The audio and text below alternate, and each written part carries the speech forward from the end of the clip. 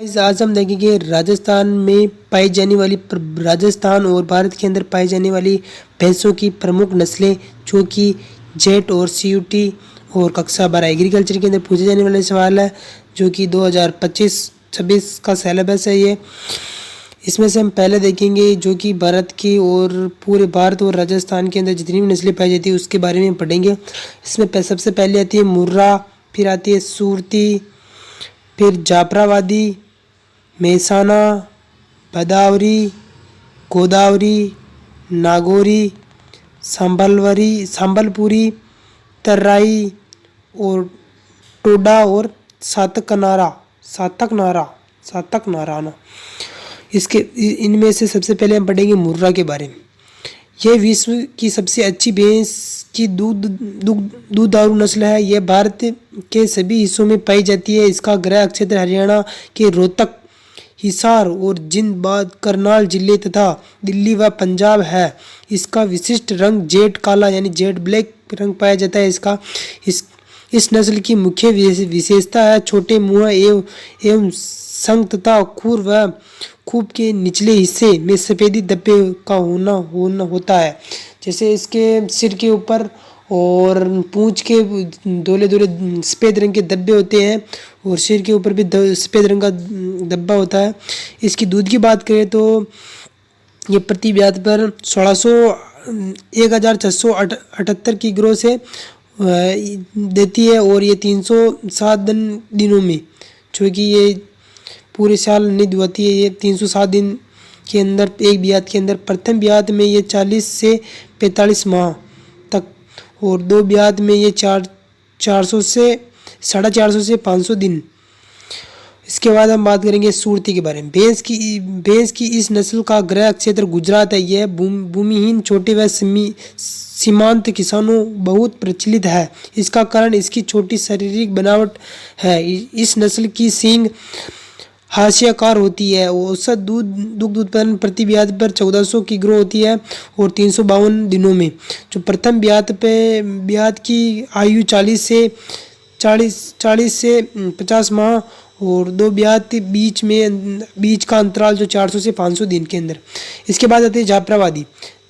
इस नस्ल का प्रजनन क्षेत्र गुजरात के कच्छावा जामनगर जिला है। यह भैंस सबसे भारी नस्ल है। इसके अग्र सिरे में यह सफ़ेद निशान नवचंद्र के नाम से जाना जाता है। नवचंद्र के नाम से भी जाना जाता है इस भैंस को। औसत दूध उत्पादन ब्याज 2150 की ग्रो और 365 दिन के अंदर। दूध की वसा की मात्रा करते इसकी फैट की आप हमारी भाषा में फैट कहते हैं इसको, तो 7 से 8% इसका वसा होता है और प्रति ब्याज की आयु होती है 35 से 40 माह और दो ब्याज के बीच अंतराल 390 से 400 दिन तक। इसके बाद आती है मेहसाना। इस नस्ल का गृह क्षेत्र गुजरात है। यह मध्य आकार की शांत स्वाब की नस्ल है। यह इस नस्ल की उत्पत्ति गुजरात की सूरती नस्ल वह मुर्रा नस्ल के संकरण से हुआ है, जो कि गुजरात की और सूरती नस्ल से कराया गया। इसका प्रति दुग्ध ब्याज है इसका 1200 से 1500 की ग्रोथ तक और दूध में वसा लगभग इसका 7% आ जाता है।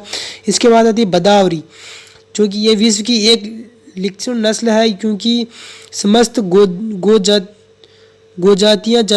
जातियों में सबसे अधिक दुग्ध वसा की मात्रा इस नस्ल का गृह क्षेत्र गुजरात है। यह भूमिहीन दुग्ध में ही होती है, अतः इस भारत में घी का कटोरा के नाम से भी जाना जाता है। इस जो भदावरी गाय भैंस है इसको भारत के अंदर घी के कटोरे के नाम से भी जाना जाता है। इस नस्ल का गृह क्षेत्र उत्तर प्रदेश के भदावरी तहसील, जिला आगरा एवं जिला इटावा है और इसकी दुग्ध प्रति ब्याज पर दुग्ध उत्पादन तो 800 किलोग्राम होती है की ग्रो होती है और दूध में वसा होती है 13%। सबसे भारत के अंदर सबसे ज़्यादा वसा इसी भैंस के दूध में पाया जाता है और इसे दूध का कटोरा भी कहा जाता है। इसके बाद आती है गोदावरी। वो तो है भदावरी और ये गोदावरी। इस नस्ल का गृह क्षेत्र आंध्र प्रदेश के पूर्व व पश्चिमी गोदावरी जिले हैं। यह नस्ल अच्छे दूध उत्पादन एवं अच्छी दूध वसा में के लिए जानी जाती है। इस नस्ल में कई गो जातियां रोग विरुद्ध प्रतिरोधक क्षमता होती है। इस नस्ल की उत्पत्ति मुर्रा नरों की सहायता से मूल निवासी मादाओं से संकरण से हुआ है, जो कि यह मुर्रा से जो कि मादा होते हैं उससे संकरण करा कर किया गया। इसका ग्रेडिंग अप के नाम से भी जाना जाता है। इसे प्रक्रिया ग्रेडिंग अंग से भी जाना जाता है। इसका प्रति ब्यात पर दूध देती है। ये 2150 की ग्रोथ से देती है और 305 दिन दुआती है, मतलब दूध देती है।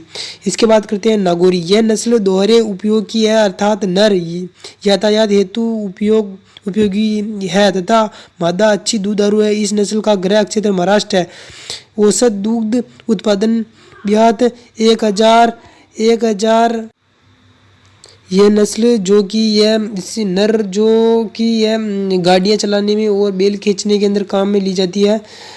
और अब इसके बाद में आती है संबलपुरी। इस नस्ल का गृह क्षेत्र उड़ीसा व संबलपुरी जिला है। यह नस्ल छत्तीसगढ़ के बिलासपुर जिले में पाई जाती है। यह नस्ल दोहरे उपयोग वाली है और दुग्ध उत्पादन प्रति ब्यात पे यह 2300 से 2700 की ग्रोथ देती है और यह 340 दिन से 370 दिन दुआती है। इसके बाद आता है तराई। यह नस्ल यह मध्यम आकार की नस्ल है तथा कम चारे से पर्याप्त मात्रा में दूध देती है।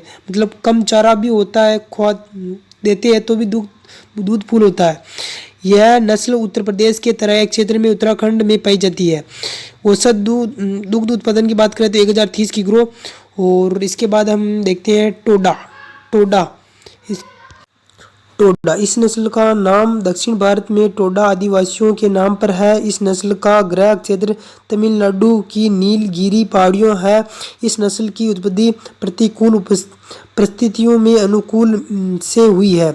औसत दूध उत्पादन प्रति ब्यात पर यह 500 की ग्रो है। इसका दूध उत्पादन कम होता है और इसकी वसा की मात्रा 8%।